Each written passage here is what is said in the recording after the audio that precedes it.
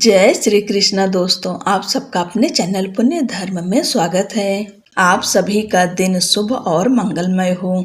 आज 8 नवंबर है और संकष्टी चतुर्थी का व्रत है।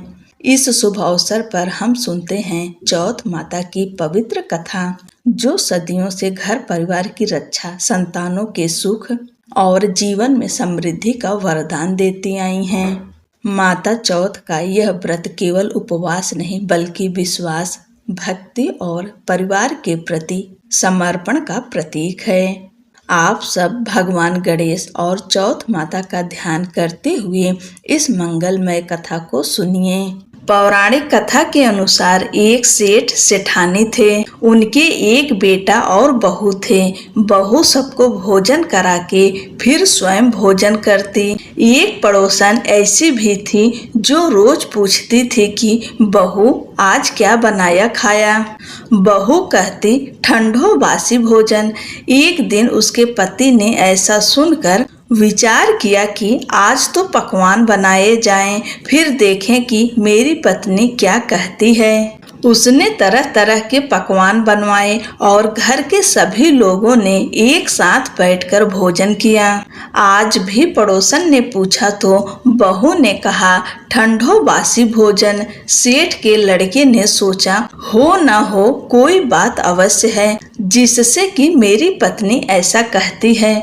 उसने पत्नी से पूछा तुम रोज ठंडो बासी खाया ऐसा क्यों कहती हो, जबकि हम सब ने एक साथ बैठकर कई तरह के पकवान खाए। उसकी पत्नी बोली आप जो खा रहे हैं वह बाप बूढ़ों की कमाई है। जिस दिन आप कमा कर लाओगे उस दिन मैं समझूंगी कि ताजा भोजन कर रहे हैं। एक दिन लड़के ने माँ से कहा मैं एक बड़े शहर में कमाई करने जा रहा हूँ। माँ बोली बेटा अपने पास इतना धन है कि खाया नहीं खुटेगा। माँ के मना करने पर भी बेटे ने स्वयं कमाने का दृढ़ निश्चय कर लिया और जाते समय पत्नी से कहा जब तक कमाकर बहुत सा धन लेकर न आऊं तुम चूल्हे की आग मत बुझने देना। एक दिन चूल्हे की आग बुझ गई तो वह मन ही मन घबराने लगी, कहीं मेरे पति पर संकट तो नहीं आन पड़ा। जल्दी से पड़ोस से आग लाकर चूल्हे में रख दूं।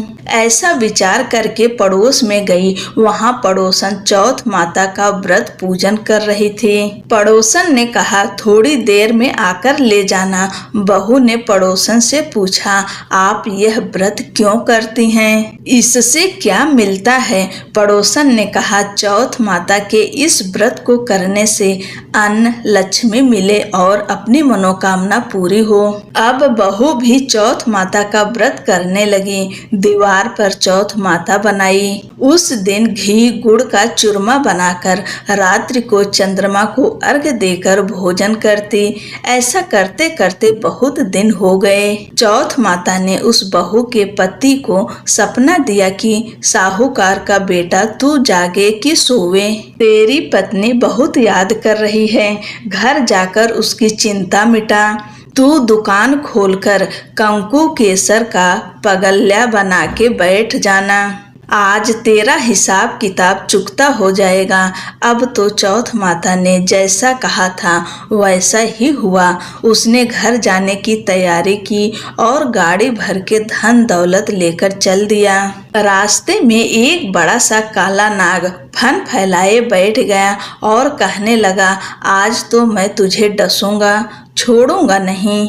आज तेरी आयु पूरी हो गई है। सेठ ने लड़के से कहा आज चौथ माता ने मुझे सपना दिया तो मैं पत्नी से मिलने घर जा रहा हूँ। वहाँ मेरी पत्नी बहुत चिंता कर रही है, मैं उससे मिलकर जरूर आऊँगा, तब तुम मुझे डस लेना। नाग ने कहा तुम शपथ पूर्वक कह कर जाओ तो मैं तुम्हें जाने दूंगा, परंतु लौट कर नहीं आए तो तुम्हारे घर आकर मैं तुम्हें डस लूंगा। इस प्रकार सर्प को वचन देकर वह अपने घर पहुंचा। वहां सभी से हंसी खुशी से मिला। भोजन करके उदास होकर बैठ गया। उसकी पत्नी ने उदास होने का कारण पूछा तो पति ने काले नाग वाली बात बताते हुए कहा, यदि मैं उसके पास नहीं जाऊंगा तो वह घर आकर ही मुझे डस लेगा। पत्नी बहुत चतुर थी। उसने कहा कि आप घबराओ नहीं, लेट जाओ, मैं एक उपाय करती हूँ। पत्नी ने कमरे की 7 पीढ़ी अर्थात सिढ़ावा धोई। पहली पीढ़ी पर रेत, दूसरी पर इत्र, तीसरी पर गुलाल फूल, चौथी पर कंकु केसर, 5वीं पर लड्डू पेड़ा, 6ठी पर गांधी गलीचा और 7वीं पीढ़ी पर दूध का कटोरा भरकर रख दिया। इस प्रकार वह 7 ही पीढ़ी सजाकर बैठ गई। आधी रात होते ही नाग आकर पीढ़ी चढ़ने लगा। पहली पीढ़ी पर रेत में लौट गया और कहने लगा कि सेठ की बहू ने आराम तो बहुत दिया, पर वचनों से बंधकर आया हूँ, सो डसूंगा अवश्य ही। इसी प्रकार 7 पीढ़ियों पर नाग आराम करता हुआ और कहता हुआ कि डसूंगा जरूर कमरे में जाने ही वाला था कि चौथ माता ने विचार किया कि मैं इसे नहीं बचाऊंगी तो संसार में धर्म कर्म और व्रत पूजन को कौन मानेगा। अब तो गणेश जी, चंद्रमा जी और चौथ माता ने उसे बचाने का विचार किया। चंद्रमा जी ने उजाला किया, चौथ माता ढाल बनी और गणेश जी ने तलवार लेकर नाग को मार दिया और ढाल से ढक दिया। अब बहू भी थकी हारी सो गई। दिन उगा तो लोग बेटे से मिलने आए, परंतु बेटा बहू तो उठे ही नहीं थे। बहुत देर हो गई तो माँ उन्हें उठाने गई। माँ ने 7 पीढ़ियों पर जो कुछ देखा तो बहुत घबराई और बेटा बहू को आवाज लगाई। बेटा बहू उठे तो देखा कि एक ढाल तलवार वहाँ पड़ी है। अब ढाल उठाई तो वही काला नाग मरा हुआ पड़ा मिला। बेटा बहू ने सोचा कि आज तो धर्म कर्म ही आड़े आए, जो भगवान गणेश जी और चौथ माता ने अपनी रक्षा की है। हे चौथ माता, आपने जैसी सेठ की बेटे बहू की रक्षा की, वैसी रक्षा सबकी कीजो। बोलो चौथ माता की जय, भगवान गणेश की जय।